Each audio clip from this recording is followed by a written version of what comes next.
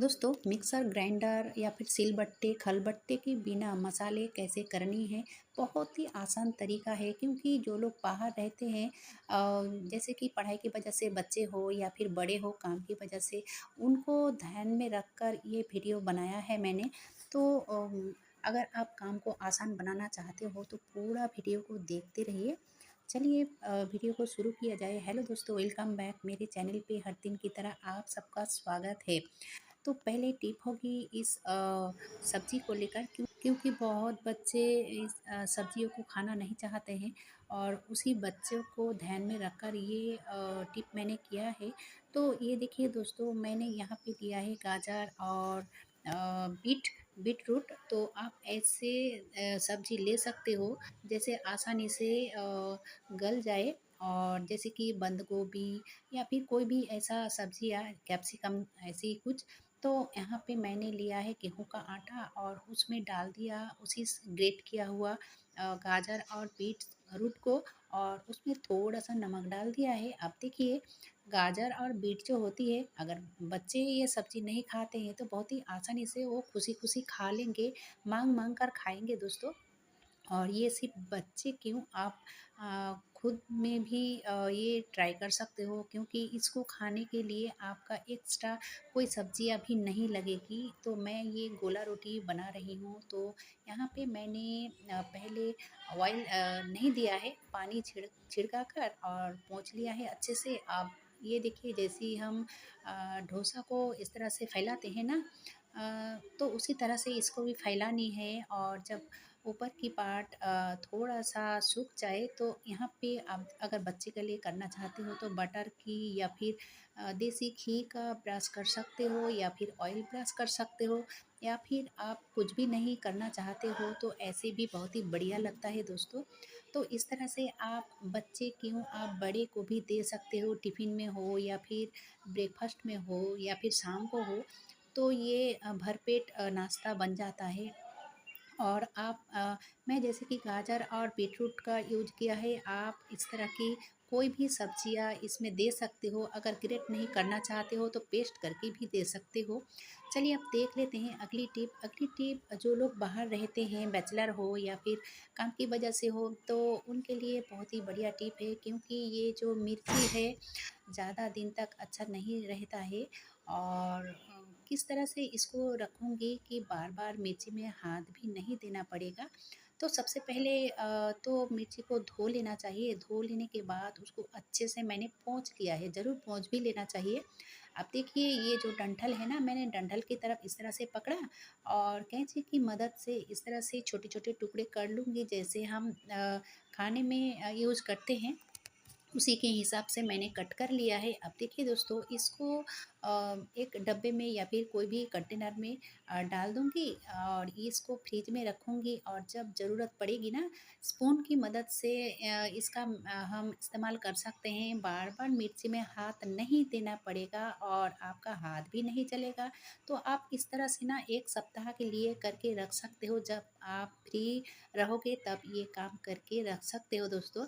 तो कैसा लगा ये टिप? अगर अच्छा लगा है तो एक लाइक ज़रूर दीजिएगा क्योंकि आपका लाइक देखकर मुझे काम करने की उत्साह बढ़ती है। अब चलिए देखते हैं एक्सपायर टैबलेट्स की। तो हर किसी के घर में ये टैबलेट होती हैं कि एक्सपायर हो जाता है तो उसको हम क्या करते हैं, फेंक देते हैं। और फेंक देना भी चाहिए। लेकिन दोस्तों, ये एक्सपायर जो टैबलेट होती है ना, हमारी बहुत काम में आएगी और हमारे बहुत सारा पैसे भी बच जाएँगे। और वो कैसे? तो सबसे पहले इसको तो तोड़ लिया है इस तरह से। तो आपको जिस तरह से सुविधा लगे आप उस तरह से इसका पाउडर बना लीजिए। पाउडर बनाने के बाद ये पाउडर किस काम में आएगा? जैसे कि आपका पेड़-पौधे हैं ना, छोटे-छोटे जो पेड़-पौधे होते हैं, जैसे कि आप देख सकते हो ये मिर्ची का पौधा है और मैंने अपने हाथों से ही लगाया है। और इस तरह से मैं खुद से ही इसका सेवा करती हूँ। तो देखिए दोस्तों, इसकी जो पाउडर है ना, यानी कि जो एक्सपायर टैबलेट की पाउडर है, आप अगर इस तरह से छिड़क दोगे तो इसका ग्रोथ तो होगा ही, फूल फल से एकदम हरा भरा रहेगा आपका पेड़ पौधे। चलिए अब देख लेते हैं अगली टिप। ज़बरदस्त टिप होने वाली है, क्योंकि अगर आपका मिक्सर ग्राइंडर ख़राब है या फिर नहीं है, या फिर खलबट्टे सिलबट्टे कुछ भी नहीं आपके पास नहीं है, क्योंकि बहुत सारा लोग बाहर रहते हैं तो उस तरह की चीज़ें लेकर नहीं जाते हैं, तो उनके लिए बहुत ही यूज़फुल टिप होगी। और ये बहुत ही आसानी से कोई भी कुछ भी मसाले कर सकते हैं। तो यहाँ पे आप किलो-किलो मसाले कर सकते हैं बहुत ही आसानी से। तो मैंने प्याज कट कर लिया है और इसमें डाल दूँगी लहसुन, मिर्ची। अब अगर आप इसमें अदरक देना चाहते हो तो अदरक अदरक को भी छोटे-छोटे टुकड़े में कट कर लोगे और इसमें डाल दोगे।